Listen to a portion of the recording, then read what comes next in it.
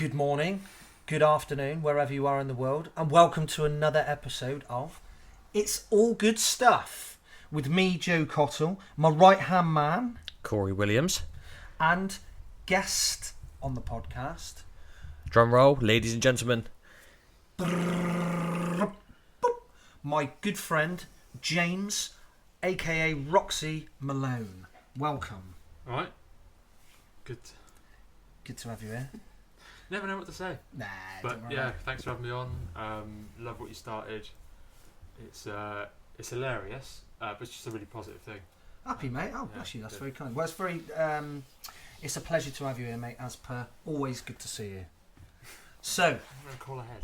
today's podcast, guys, we are going to make this one a little bit more serious, I guess, but we'll obviously still have a little laugh. The idea is we're just going to cover some subjects that are pretty heavy, especially for myself and for Rox. We're going to delve into life in the Marines, recruit life. It's been a podcast that a lot of people on social media have asked for. Yeah, which is great. Give the people what they want. Oh, Give brilliant. Yeah, give do the you know what? nation. Time we give back. You probably have people saying, "Don't do that again." Yeah, Jesus Christ, we're like that at the end. No, but all jokes aside, I am going to get deep straight away. People, especially, well, ourselves included, have massively struggled with this type of stuff over the years. It was a long time ago, big part of our lives, especially as young men. And again, lads who we were in with, you know, lads have lost their lives, lads have taken their lives. So it is a very serious and heavy subject. But I feel like it's massively, massively cathartic, especially for us to talk about it and Yeah. get it out there, I guess, because it isn't easy, but it is what it is. And again, people are super interested, and like I said, it is good. I think, you know, we're years down the line now, and it's a Still good time. struggling. Haven't got any better. Yeah, still hanging out actually, so might have to stop this here. No, basically Corey's going to take lead on this one with the questions. I think ChatGPT, they're helping you out big time. ChatGPT. Question 1. Personal journey and motivations. Well, yeah, let's get straight into it then, I guess. Yeah, obviously, as myself, never served a minute for this country. And a lot of people are on me on the side of wanting to find out a little bit more about, you know, what inspired you to join the Royal Marines, and some personal journeys and experiences along the way. So, good question. the major question. Do you want me to start? or- Yeah, I reckon you start. Well, I never wanted to join the Marines to begin with. I actually always wanted to do something creative, and I had like a place to be in Plymouth College of Art and Design or whatever I wanted to do. So I didn't know what, but I just knew I wanted to do something creative, and I had some kind of family advice, you call it, sort of saying, "Don't do that." So I joined the Marines instead. I mean, a bit of a departure, but I had my old man was a Marine, once a Marine, always a Marine. But absolutely. he Core served, legend. yeah, 24 years in the Marines, and I guess that was kind of a natural progression. So I just kind of did it because he did. Do you know what I mean? We're not really thinking Especially about at a it. young age, isn't it, as well? And you're like, Yeah, I mean, I was rudderless. Do you know what I mean? Yeah. I didn't really know what I was doing. I needed Yeah. something to. You need, like, people need somewhere to go, something to do. You know, someone to love. Essentially, that will make you happy. But that was the thing to work on as a young man. You just kind of like, you need something to get your teeth into, I think. And for me, it was joining Her Majesty's Royal Marines, which was a bit of a journey in itself. It wasn't that straightforward. I got injured, like 22 weeks in. Bit of a journey with that, and then eventually passed out with 947 troop in like 2007 or 8, I think. I always forget like what year it was and all that. Yeah, So I was 2 troops behind you, wasn't I? yeah. Mental. But I do remember when I left, it built me up in such a way. You know, I was fairly pretty relaxed, I think, as a young lad, just like BMXing and going surfing and hanging out with friends. Obviously, what kid doesn't? But I was not an extrovert by any means, but I do remember leaving camp after getting my green beret. So this is 32 weeks of intense training. Yeah. Hardest training in the world, yeah? Yeah, I mean, Hardest the hardest training thing I've ever done. Yeah. I've never done any other training. Yeah. So, I mean, fair play to the paras and stuff. And Yeah. you know, anyone, it's all relative. Like Yeah, it depends on your background, and you know, if you join the Navy or the Army or the RAF or whatever it is, like it's probably the hardest thing you've ever done up to that point. So good on you. Do you know what I mean? Just we are the best. But I'm only joking. But no, like it was the hardest. I think the hardest thing for me was getting injured and seeing all my friends leave. Like friends you've made over 6 months. But I do remember when I finished training, to my core and in my bone marrow, like I genuinely believe I can do anything. Yeah. Like anything, I can do anything now. And it was obviously a bit of arrogance and blind faith, but like that is a feeling that I've been always like chasing, trying to get that back. Mate, like you just massively not hit home with me there, like again getting straight into the depth. Like I had a lot of therapy last year, right, and I was seeing a psychotherapist who was specific to soldiers. Oh wow! Ex-soldiers, fucking legend. Anyway, the whole term of that arrogance of being the best and going through that, going to war, coming home from war, it gives you that sense of I'm fucking indestructible, and you're really not. Yeah, I actually had a conversation with someone not so long ago who I was on a fast forward 6 months, went to Afghanistan. One of their guys got injured, and someone got shot. And up until that point, mate, it was like 6 weeks, and then we had our first like proper casualty. And it was up until that point we just thought we were amazing. Yeah. And then someone got shot. We're like, oh, hold on. Yeah. Actually, Shit's getting serious. yeah. So like life-changing things can happen, and this is a two-way street. So that got real. Exactly the same for me. 6 weeks in, and one of our lads died, bless him. And that was a fucking reality check. Just like, whoa. Because even leading up to that was, again, like, yeah, you're on patrol, you're this, you're that, you're a bootneck, you're a young lad, you've done this, you've done that, and it's like, fucking hell, you know, we're good to go here. Turns out you're not. I mean, if anybody stands on a 10 kg fucking charge that Taliban have put down, you are fucking brown bread, mate. And it is a reality check. It's honking. Yeah, I think what I quickly realised before that, I mean, you have a lot of time before you go and deploy. It wasn't all bad as well. There was lots of some of my best memories and best times ever were in the Marines. But you get your green beret, and like I said, I felt indestructible. But I quickly realised when I passed out and went to 4-5 Commando. And you went to, where did you go? I went straight up to Faz's. But yeah, so in Scotland as well. But I went to 4-5 Commando and I got my green lid, and I realised, oh, hold on, this is a minimum standard. Yeah. Like, this is not the end, this is the beginning. Yeah, that I can remember as well. Me and my mate Scouse Jacobs, legend if you're watching. Right, girls. We picked him up. I picked him up on the way through, and we drove up in town. And it was like, oh right, got to our unit, and it was like, yeah, this is actually, we are fucking pond life again. Like, do you know what I mean? At the start of training, I think we're delving off a little bit there, aren't we? With the question, but like, reason for joining. Yeah, it was just it was more of a natural progression for me. I had someone who had in my view, like an interest in life up until that point as my dad. And I was like, well, I want a bit of that. Well, yeah, so mine was completely different. I mean, like, as a young lad, mate, I was a fucking nightmare, you know. I was in trouble a lot with the police and stuff. I was just a little tearaway. I was a piece of shit, basically, but it is what it is. Put my parents through the mill, and then, mate, I remember it one day I was sat in my mate's lounge. He was a bootneck at the time, and mate, I'm just gonna be honest, I was taking fucking ecstasy. It was a Tuesday lunchtime, and he was like, what the fuck are you doing with your life? I was like, oh, what do you mean? And he said, join the fucking Marines.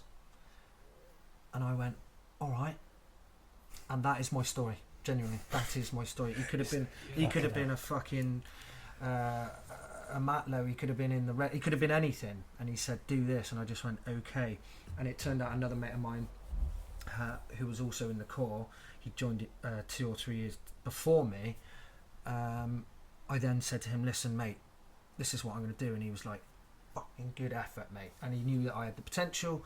And I think for me, during training, it was like, I got there, did all the physical tests. I was always going to be fit enough because I just, that's my thing. I loved it. And I felt like I'm going to be a bootneck. This is going to be class. But when I got to training, it's hard, isn't it? It's honking. It's not a nice thought. You're a young lad. You're out of your comfort zone. But for me, I did feel almost like it felt like I was part of something. Do you know what I mean? And it felt like, yeah, this is. I'll have a bit of this. And I always say this: you can't describe to someone who hasn't been through training what training is like. It is fucking dog shit, mate. When you're piss wrapped. If you want to break a man, you get him wet and you get him cold and you keep him up all night for days. And that is what fucking training is, mate. Yeah. It is horse shit, right? But not one part of me, and I swear to this day, ever said in my head, I can't do this. Yeah. Not one part. Don't get me wrong, every single fucking day I ask myself, why are you doing this?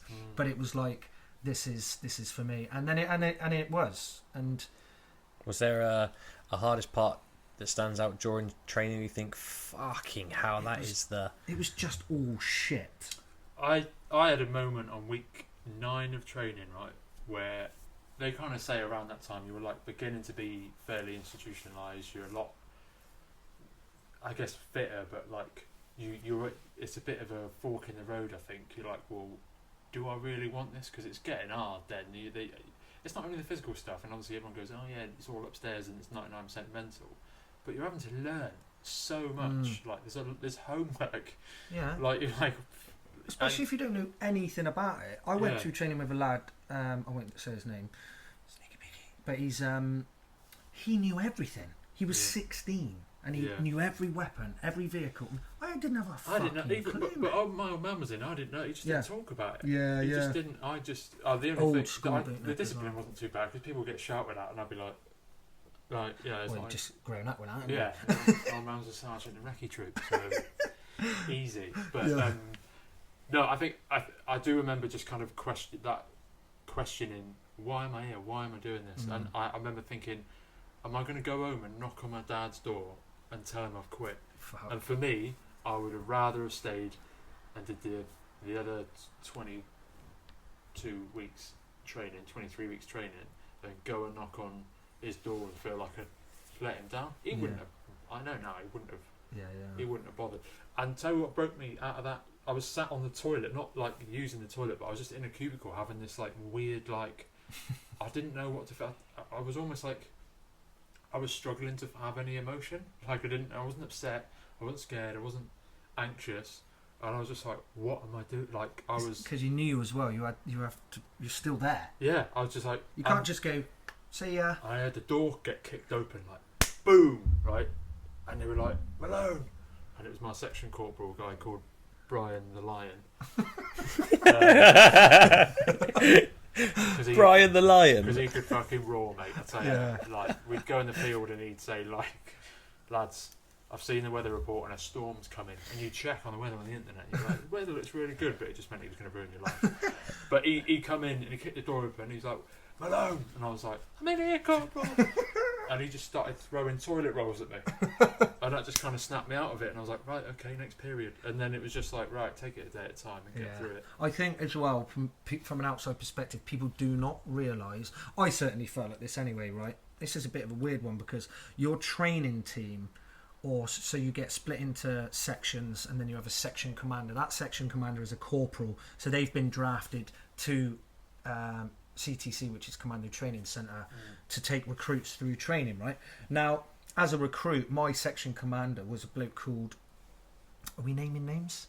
Probably not for the best. Probably not, no. Just call him Smudge. Cool. Well, he was a fucking horrible bastard, but I'm glad he was. Yeah, he wanted the best from you. Yeah, but...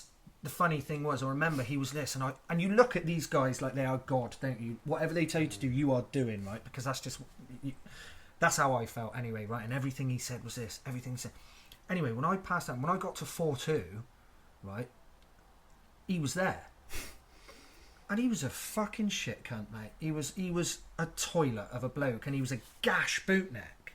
I remember it, and I was just like, right, okay. But you don't know that, do you, at the time? And it was just like, and another one of our training team, I remember this, I found out 2 years after I passed out of training that he'd got filled in because he was, I don't know, he was thieving or something like this, got kicked out of corps. See you later. Brilliant. Total shithouse. But again, it's the perspective of that person when you are a recruit, you know, you're a civvy being taken through the hardest training in the world to become a bootnet.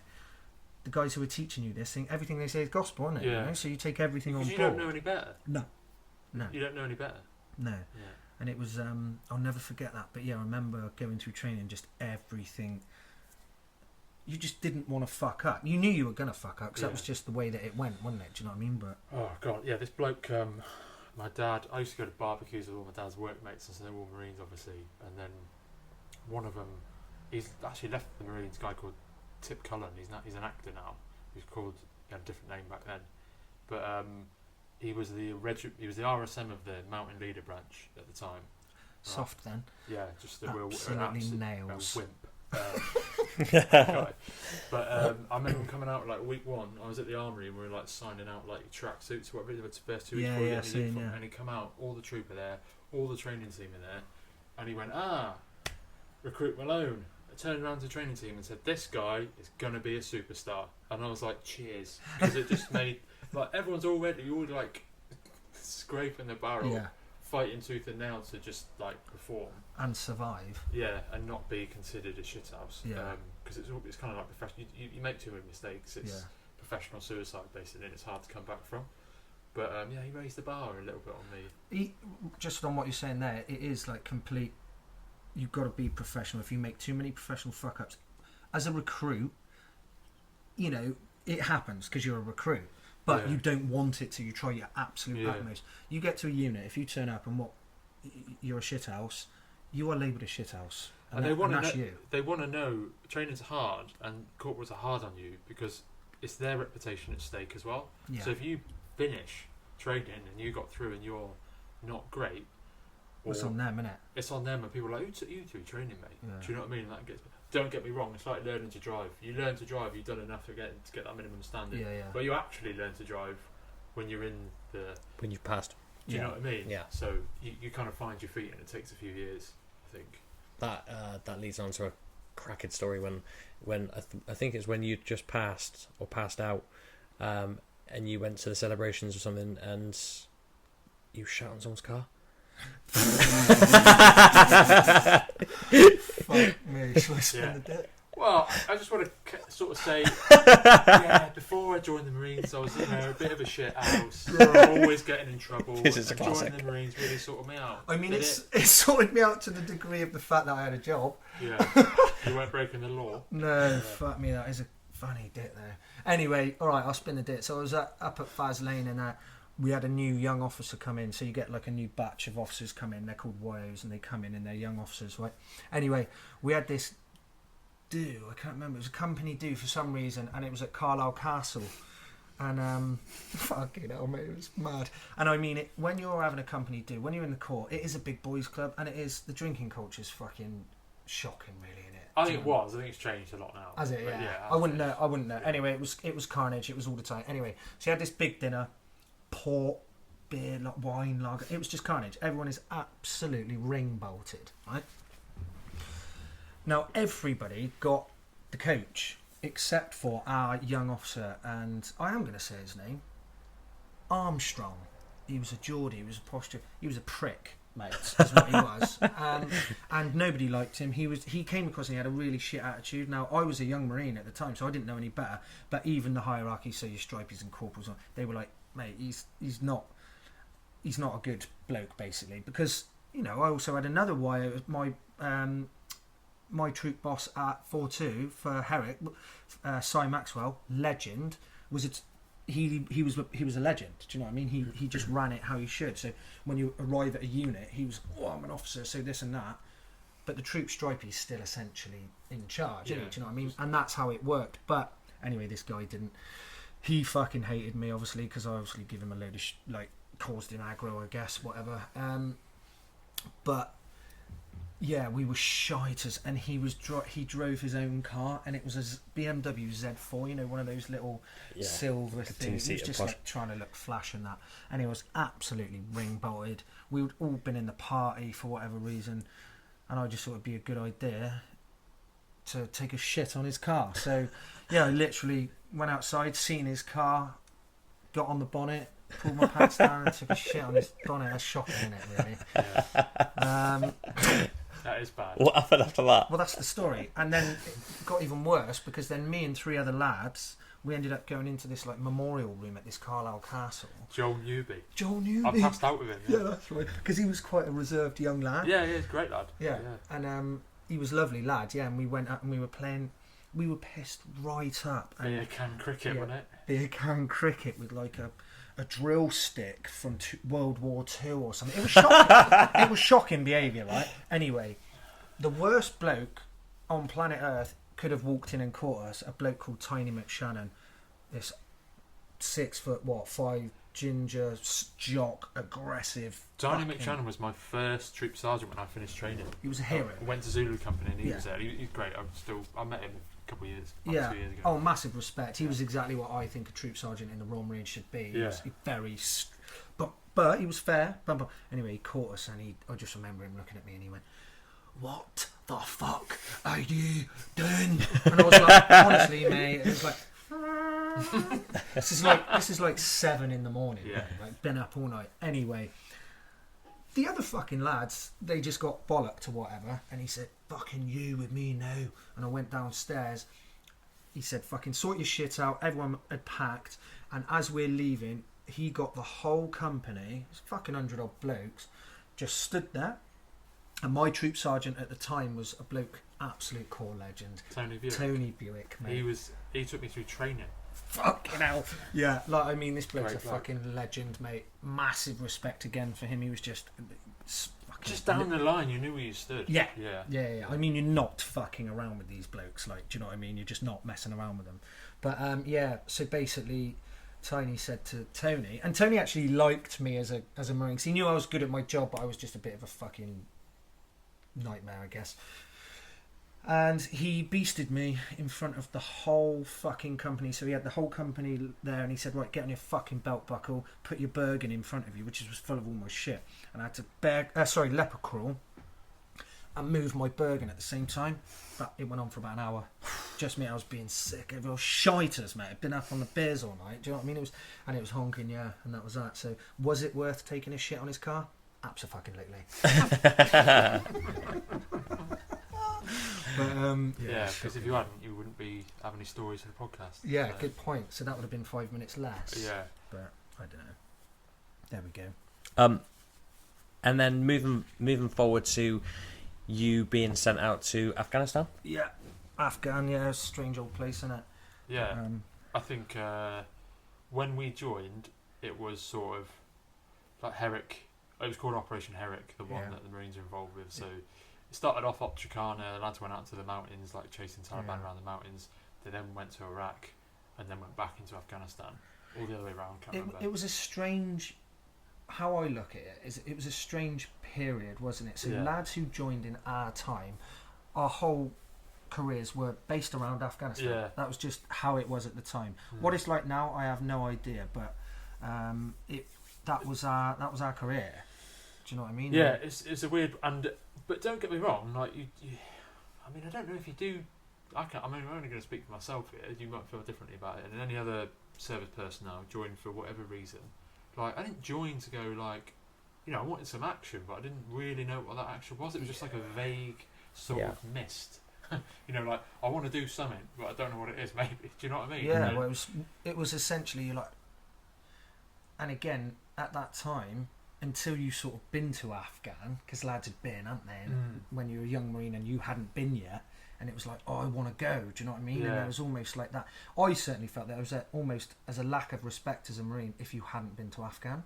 I felt like that personally. Yeah, maybe. I think. I mean, it's just like luck of the draw. But I think it comes down to like that's just innate primal being a bloke. You Yeah. want to go and have that. Like that's why men get into. So when you fights. touched down in Afghanistan, were you like your emotions? Were you excited, buzzing? Were you thinking, "What I don't even this know- shit's like, getting like real now"? I do remember my stepmom asking me and saying, you know, what are you thinking about? Like, are you nervous? Are you anxious? And Yeah. I was like, I think I just gave a pretty stock answer. Like, I don't know. I've never been. I don't know what to feel, but Yeah. I've done all my training and we're good to go. And all the lads I was with, were, you know, unbelievable. I just had faith in everyone, and I just felt everyone was better than me. So I had so much to prove, and it was like, I was just surrounded by people that covered your shortcomings as well. And I think that, and again, may be wrong, but I think that might be a massive, thing for the Corps, because you know how good every bloke is. Certainly, I know when I went, and I couldn't tell you, mate. I genuinely couldn't tell you how I felt before I went. I can remember thinking, well, I can't wait to experience this and to say I've been and done my job as a Royal Marine. And I think that's how I felt. But I wouldn't say I felt nervous or excited, or I had no idea. Because it's not like you land on the plane and you're straight into shooting the Taliban when they're shooting at you. You land at Camp Bastion and there's like a Pizza Hut there. Yeah, is it? Yeah. It was only a little, like, it's not like, don't get me wrong, it's not. It's a container with someone like a locally employed civilian like serving pizza, which are about that big and cost 20 quid.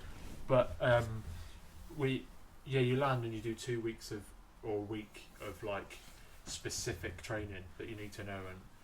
And like, for example, I always remember, like, we didn't know how, like, things changed because the Yanks had pulled out of the area and stuff, and we all got spread really thin. But I remember turning up, and you do like it. You all test your weapons and that, and you do some med stuff, and you get shown some new pieces of kit.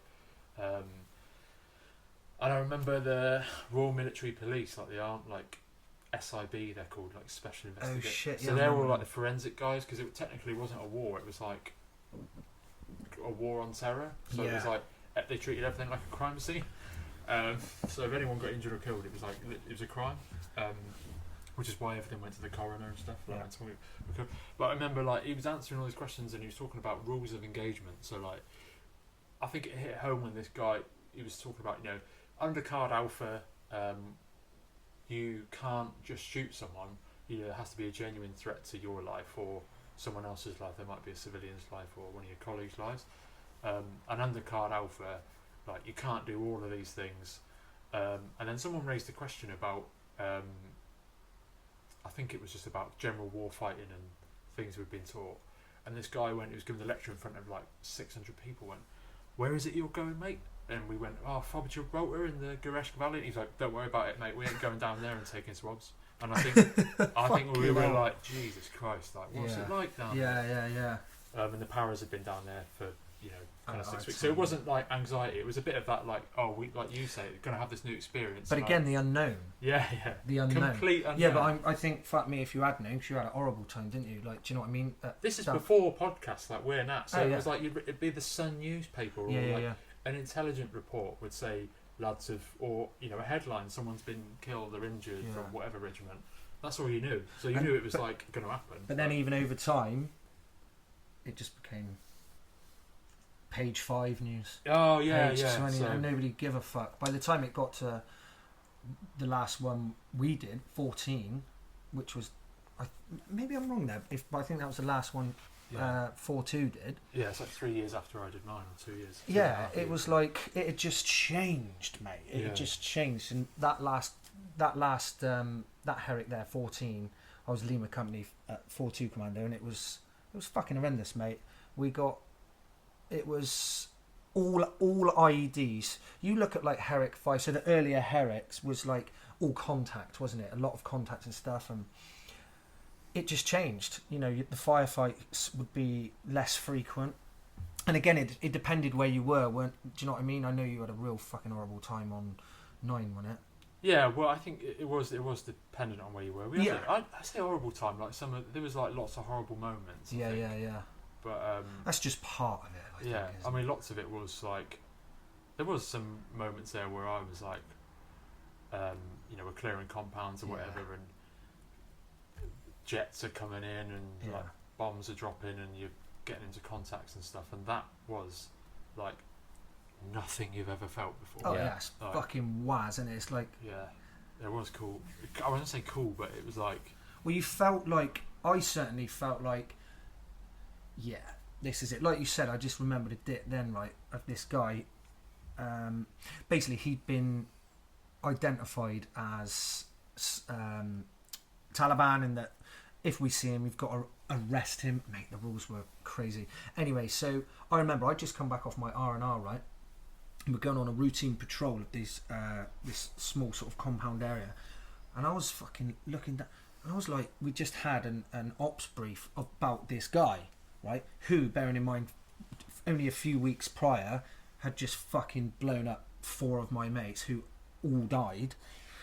And it was like, I was looking, I was thinking, that's him. That's the fucking guy. I couldn't believe it, right? I was like, what the fuck? So I pinged this bloke, and I said to my section commander, a bloke called Nick Gilbert, legend. I was like, mate, that's fucking him. And he went, called it straight in on comms to our OC, who was a legend, and he went, go and clear the compounds, right? So we went up, and then we found ourselves on this like sort of side op of a standard basic routine, and we were clearing compounds, mate. And I remember it to this day, and I was like, this is fucking amazing, right? But now I look back as a grown man, and I think, how the fuck we didn't all get smashed up and die?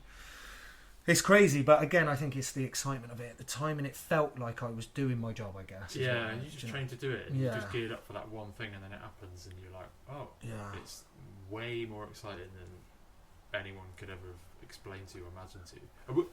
Again, it was like pre-podcast, so like, I went on Herrick 9, and the lads had done Herrick 5 before, Yeah. but they just sort of like, it's like really anecdotal, just sort of like mentioned it, didn't really like talk about it in Yeah. depth, and so this will probably happen, Yeah. but you didn't really have like, you couldn't get like 2-hour chat with some No. like YouTube video and find all about it. What ammunition? How would you use your kit? You just went and fucking found out. Yeah, that Yeah. is literally what happened. You literally just found out. The last time you're doing it, you're in a fucking field near Guildford doing your pre-deployment training. Next thing you know, you are on the ground, mate, and the Yeah. rounds are coming down, Yeah. and it is fucking honking. Yeah. But I always say this, right? I had the best and the worst days of my life in not only the Corps but in Afghan, and I can remember vivid memories and awful memories. I'm not going to go into any real detail because it's not pleasant, but I have this huge thing, and this has only become relevant to me literally in the last couple of years, where I felt a lot more present with it and acceptant with it, basically, is that the lads who served at a similar time to us, again, lads, even our peers, so my troop stripey corporals in at 4-2, you know, who had done maybe Telic as well, so Iraq, Afghan, and all lads who lived at that time, in that time to about 2010 of Afghan, are a different caliber of bloke now, Yeah. because I don't think anybody at that period of time realised just how fucking hard it was, or just how difficult it was. I certainly feel that way, and I look back into positions of like going to like my mates' funerals who killed themselves years after because they couldn't handle it, and it's awful, and it is absolutely awful. I can remember going to Schutz's funeral, and I was sober at the time. I'd been sober 3 years, and I remember going down, and it was fucking horrendous, and it was awful, and it just took me back as if I was like a young lad again, and it broke me. And then I remember going to the pub after for the wake, and again I wasn't drinking, and everybody there was fucking steaming, crying, and I remember standing back going, this is a room of grown men really struggling to deal with something that happened 10 years ago, and it fucking stuck with me. That I'll never forget that. And I feel like I look back on that time now, and again, it is different. The caliber of bootneck now is different if you join later, and that's through no fault of anybody's. You know, I met a lad who was in the Corps 2016 to 2020, just did his 4 years, and he left because he was bored, and he was a different caliber of bloke, to, I would say you or I or anyone we would have served with, and I'm not taking anything away from anyone, but I just think that time period was fucking dog shit. But then again, you can say blokes who served in the Falklands or the Gulf War, whatever period of warfare. It's difficult, isn't it? You know? It's not. Yeah, it's war. Yeah, it's You, hard. you go and do the job, and it's not very nice. And think it's just glorified, isn't it? And the reality is massively different to most people's assumption, I think. Yeah. I think though, I've a load of lads in my troop. I'm not going to name them specifically, but like, in my company, were really fucking bitter after that last Herrick, that 14. They were really bitter because at that point, like we were saying in the media and stuff, not that we needed fucking media attention and shit like that, because that's exactly what we don't want, but it was fucking horrendous. It was horrendous, and you would just go and then you come back and that's your job done. Cheers, thanks a lot. Half of your blokes are dead and half of them have got no fucking legs, but cheers, thanks for your time. And then that was that, and that is just how it is, and that is literally just how it is. Yeah, I think maybe the difficulties for some people, like I've like reflected a lot upon it now. I don't know what I was expecting. Yeah. And it's a war. Yeah. You're in someone else's country and you're knocking on the door at 4 in the morning and telling them to get out of bed. Yeah. Do you know what I mean? They're not going to be very happy. Yeah. And unfortunately, people do get killed or injured on both sides. Mm-hmm. And it's just acknowledging that and coming to terms with it is quite difficult for some people. They always feel like, I don't know how they feel. I don't want to put words in people's mouths, but for me, I was bitter because I think it was so at odds. The way it made me feel afterwards was so at odds with how I saw myself before that. So I mentioned at the beginning, like feeling confident down to my bone marrow and I could do anything. Where post that experience, although there was some really, really great stuff, like I had the best Christmas of my life there, although some of those experiences are good, some of those experiences obviously made me feel at odds of how I built myself up to be, and that was really confusing, and I had no control over that new version of myself that I now was. Yeah. If you know what I mean? So it just completely corroded or eroded that feeling I built up about myself, which is what I think some people are maybe in denial about. Yeah, I'd agree with that massively. And then, I mean, I would say for me personally, I feel like when I came back, I just came back, I was sound, I was fine. I absolutely fucking wasn't. Yeah. It was so fucking strange because when I come back off Herrick 14 and, mate, out of 103 lads in our company, we had a 33% casualty rate. That's people dying and losing limbs and shit, not just a twisted sock. Out of those lads remaining, 75% of them put their shit in. Yeah. But then... Their notice, so to leave. It's also difficult, but then also, I think, like certainly people from my old man's generation would do 20 years in the Marines and not have that experience. So, it is a great job, and we're friends because of that job. Yeah, 100%, mate. Yeah. And there's that camaraderie and brotherhood, and you travel the world. Yeah. Got to see Afghanistan. I was quite fortunate. Parts of Germany, and the Midlands, places like. But yeah, I think then we got our fill really early on in our careers. Yeah. You don't want to burn the candle at both ends for too long. No, fuck that, mate. I mean, again, I'm not going to name any names, but I know certain blokes who did 4, 5, 6 tours of Metallic, and I mean, fucking hell, mate, because it isn't normal everyday life. Even if you go onto a tour and it's relatively steady, and again, it just depends where you are.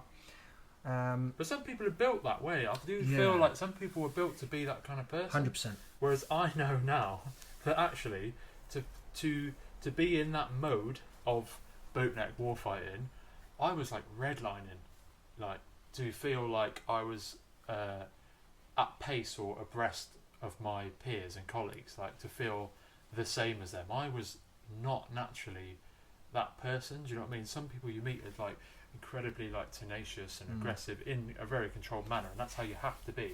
and can turn it on and off. And I would say that that's more what I was like in that regard. Whereas I did thrive and felt that I was very good at what I did. But you can't live like that forever. No, and I do remember when I left, I was like, oh, thank God. Yeah. Do you know what I mean? Like, Sense of relief. Yeah, I can sit down. See, when I left, well, you did the same. Jumped on the bandwagon at the time, which was maritime security, which was, for me, that's what fucked me up. I think, well, we've kind of like skipped over loads here, but I think I just had my fill really soon in my career, and on reflection, maybe I should have ridden it out a bit and gone on to do some other things, like, you know, different things with the Marines, but, you know, I didn't and I left. Yeah, and look where you are now. Yeah, fantastic. So. Yeah, it is. Well, that's one of the questions is, once you've obviously left the Marines, how would you transition yourself from a Royal Marine back to the British life in the UK of a 9 till 5, for example? Do you know what I mean? Yeah, that's very well. We sort of sidestepped because Joe and I did private security, so we went and did anti-piracy, which everyone's seen Captain Phillips. It ain't like that. No, is it? Fuck. It's really dull, but it was a great opportunity for me to travel, and I worked with all ex-Marines and some paras and stuff. Ollie Oldham, shout out, representing Para Reg, Hoover bloke, mega bloke, alley bloke. But like being with those lads in a civvy job that was militarised, and you got to get to wear polo shirt and chinos, and go to Sri Lanka and the Seychelles or whatever and get paid daft money, wasn't it? Good money compared. We found my payslip at home from when I was in the Marines on operations in Afghanistan, and it was £1,105 a month. Pathetic. That's with all my. Pathetic. But I knew that going in. But you know, like, it's fine. You don't need to spend any money when you're out there and all that. Good it's stuff. what you mentioned. You're not in there because of the money. I mean, fuck me, I never crossed my mind. No. Yeah. And again, like you said, you don't have a chance to fucking spend it anyway. Yeah. When I got home, I did though. Oh fuck me. But yeah, so we kind of sidestepped out the Marines, and that was actually quite a good transition because it gave you space away from that lifestyle in the Marines or whatever, and got to meet a few. I tell you what it was. You got to meet people who had stuff on the boil. Do you know what I mean? I had a very different feeling about private security because for me, it was like mega. The transition I didn't think that I struggled with, but I actually did because I was away a lot, but I was also at home a lot, and I had fucking 20 grand in the bank after a 3-week trip. But for me, it wasn't about being at home; it was about being on ship, mate. 3 on 9 off. I lost my mind. When I say I lost my mind, I lost my fucking mind. And do you know the only thing that fucking saved me actually? Is the album City and Colour that you sent me, and I remember it's a very deep album. It's a fucking phenomenal album. Little Hell it's called. It's brilliant, and I'll never forget it. And I was just listening to that, but I had so much time to think, and I feel that when I was doing maritime and I was in the middle of the fucking Mozambique Channel or the Indian Ocean or off the fucking coast of Pakistan, wherever you may have been in the world, which sounds Gucci, it fucked me mentally because I was processing everything that had happened 6 months prior. So you have all 12 months prior. You have all that stuff that happened within the Marines, but none of the structure and community that is provided by the Marines. Exactly. So within, like, actually, you say we were joking in the beginning, like, oh, it's the longest and hardest training that I've ever done. But like, it's actually really easy because if you don't know how to do something, they'll teach you. They'll show you how to do that thing. They'll tell you what to wear, how long it's going to take, what time to start. Yeah, what you got to wear, and they'll give you a team of people to help make that job a little bit easier, and then they'll feed you, and then they pay you. Yeah. So when you break it down like that, it's actually really easy. Yeah. And all of the information you need, like where to go, what to do, how you're doing it, who you're doing it with, is provided. Have the drive to want to do it. Yeah. And then, but when you leave and you do the private thing, you're on your own. You are on your own. You literally get an email through, right, this is your flight time here, bam, bam, bam. You don't even know who's on your team half the time until you get there. So I used to just fucking boot it up. I was living in Chip and Sobber at the time. Respect. Birds Estate. Birds Estate, let's go. And used to fly at the M4 up to Heathrow and then fly out. Before you know it, 14 hours and fucking 15 mini white wines later, I'm in Gal in Sri Lanka. 3 days in Sri Lanka. dry trips, like fuck mate, just steaming, and then get on ship for 12 days from like Gal to, I don't know, Durban in South Africa, or Suez Canal, Egypt, Yeah. doesn't matter, Lovely. wherever you go, it's just shitholes. Some wild stuff happened, like more interesting sometimes than the marine stuff, I think. Yeah. Like, I think it was just where you were as yeah, well. I was in Suez when the Arab Spring was kicking off, so we were in Cairo driving to Suez, and like I remember turning the corner in a minibus and there's been a football pitch full of T-72 tanks, and we got stopped at a checkpoint and they would just put AKs in our faces and we're like, get out your passport, and we're just like, okay, hello. yeah. Mate, I had the same sketch when we were in Suez. We got stopped at a checkpoint, but got stopped twice, and like you said, they just pulled in AKs through the window, and I was thinking, mate, I have literally survived Gunners. I do not want to be dying in Egypt. Do you know what I mean? My wife says that to me all the time now, if I'm like taking a risk and we're out on a hike or something like that. She's like, why are you saying this to all the stuff? Of all the stuff you've done, you're going to fall off there. Yeah. And I'm like, that, yeah, fair point. Yeah, fair one. Yeah. But yeah, I think for me anyway, the private security thing, I can't moan, mate, because it's like a catch-22, mate. It sent me up the fucking wall. Well, right? Go back to episode 2, I think. You said that's where you started Commander Fit Bristol. It was, mate, actually. Yeah, it was. I actually... So, Good memory. yeah, nice reference. Not that many episodes ago, though, so. Yeah, 2. Yeah.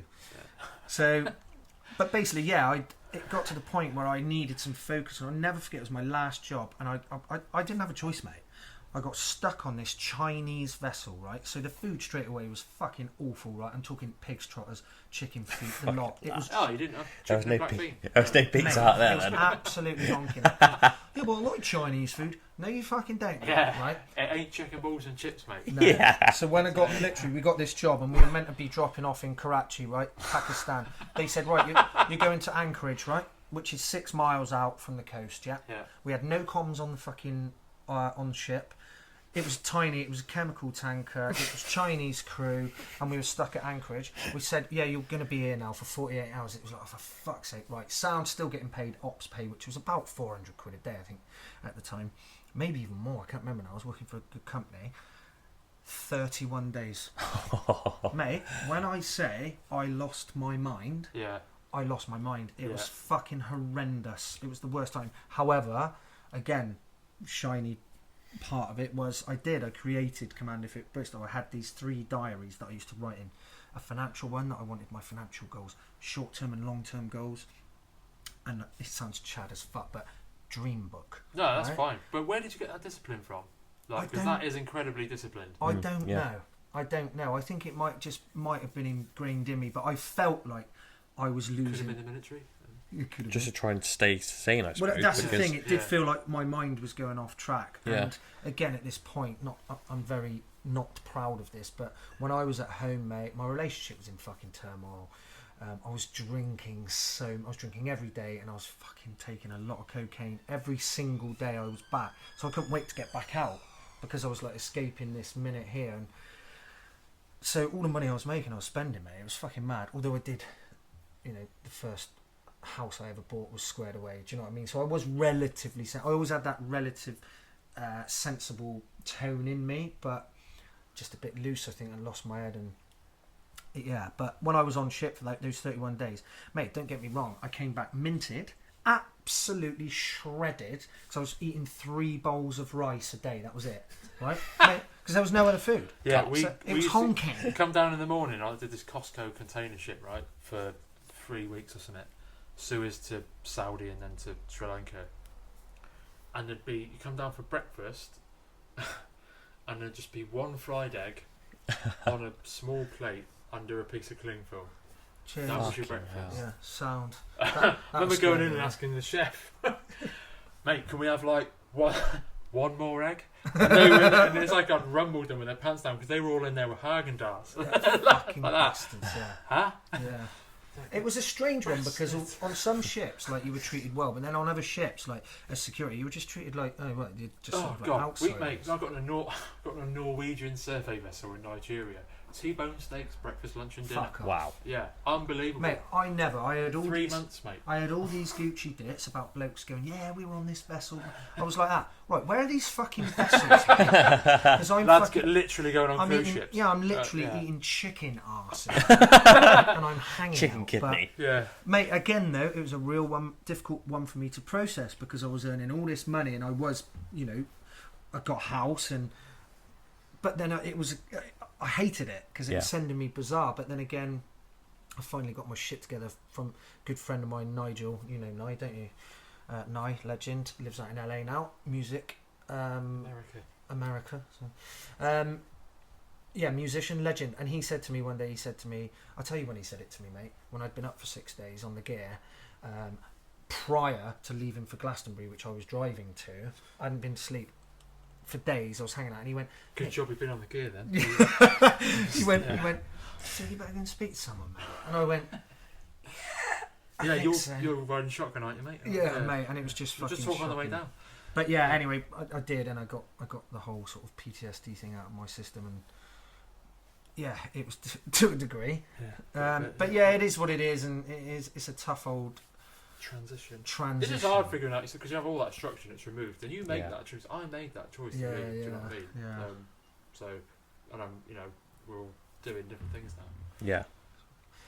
But yeah, it is a.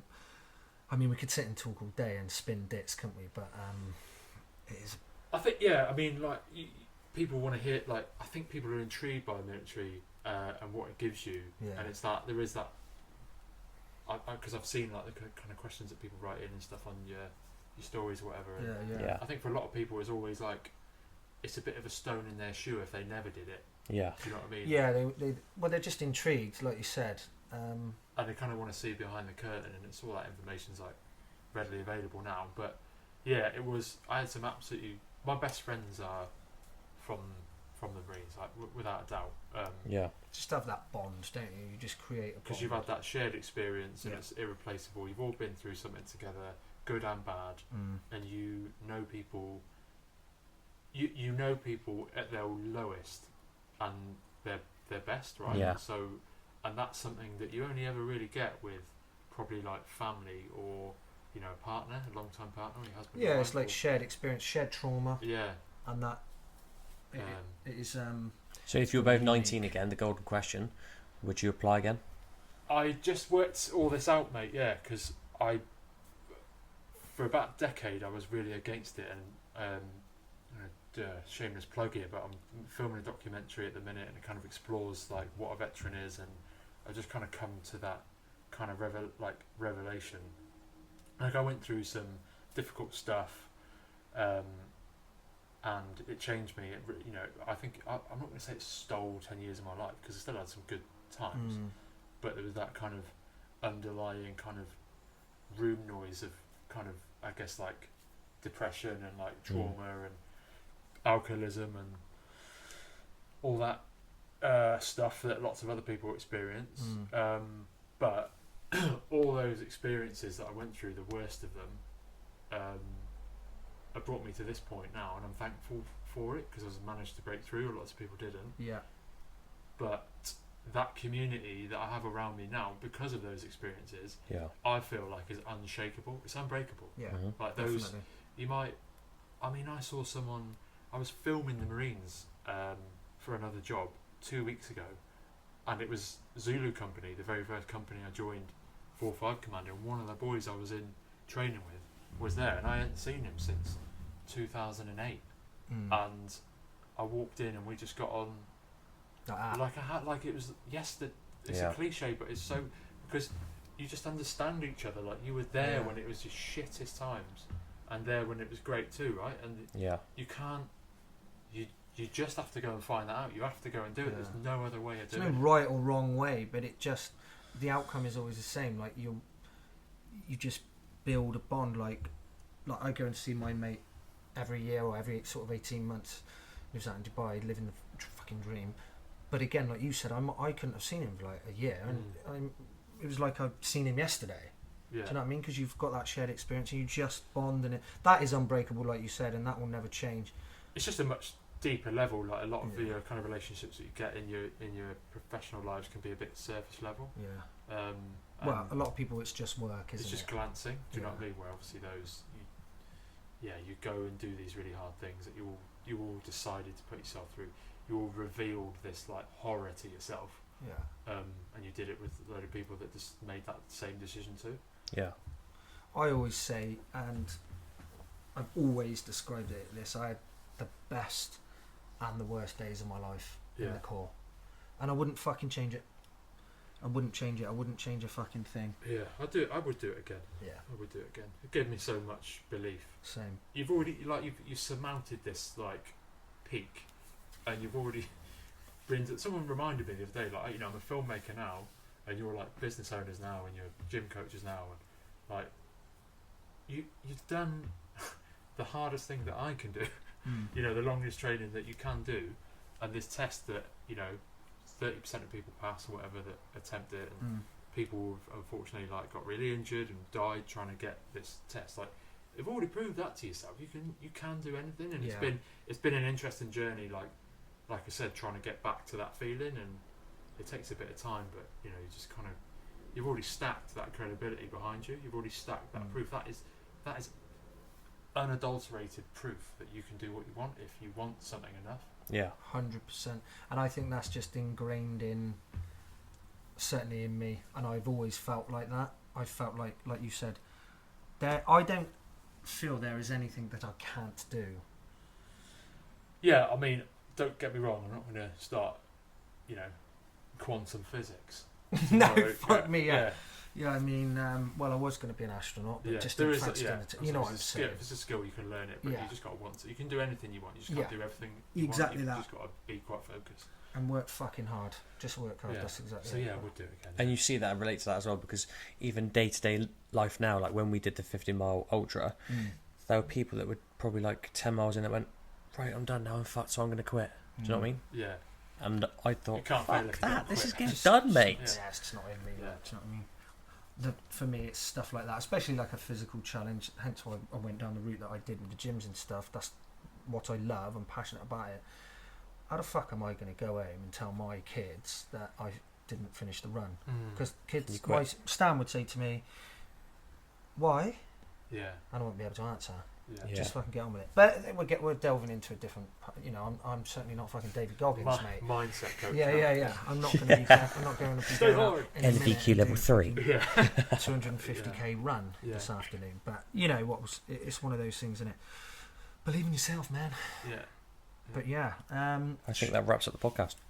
absolutely, mate. I mean, that's a bit of a longer one, but It was great to hear, and obviously a lot of people have obviously asked for it, and it's a big thing for you lads to come on and express where you've been and how far you've come, and a lot of the lads don't really like talking about it. Yeah, I would say on that, it's almost like buzzwordy and like surface level and stuff now, and it like talk about your mental health, but like you have just got to confront a lot of stuff and adjust to it, and if you can, when I quit drinking, I would never talk about it. Just once a year, I say, hey, I'm however many years in now, and I normally get 5 or 6 messages privately, not naming any names, but they'll say like, how have you done it? Like, I think I need to stop. I'm like, well, like then maybe don't. I wouldn't say stop. Just be like, oh, just have a break and see how you feel. Yeah. But I think the point is it's like framing it in the positive. You already know what that life was like before. Whatever it is you were doing, whatever habit that was, whatever, like whether it's the Marines or drinking or smoking or whatever it is. So like, I think just starting with, it's just like getting your shoes on when you don't want to go for a run, isn't it? It's just take that first step, have that conversation, and you never know what it could lead to. It's you can find yourself leaving that conversation a lot lighter, rather than just endlessly feeling negative about stuff. Because like I said, like we're friends because of that experience, and we wouldn't, we'd go through all that again if it meant having that friendship you have. Like we don't talk very much these days because we're very busy people. Life, isn't it, and family. And So and that's the same for a lot of people, but we do know that we can just kind of rock up and hit it off straight away. So. Yeah, it's straight back into it, innit? Do you know what I mean? But that's essentially, like you said, that's what friendship is, isn't it? That's what people do. But yeah, it's long old journey. Here we are. Long may it continue. Great podcast. Absolutely. Well done. Mate, thanks for coming on. Keep doing it. Appreciate Well done, that. lads. Absolute legend. James, Well done, aka Roxy Malone. Fair enough. All right. Sorry. Oh, yeah. And yeah, well, we'll wrap it up there, shall we? Yeah, we're going to finish on a joke. Is it the right scene to finish No. on a joke?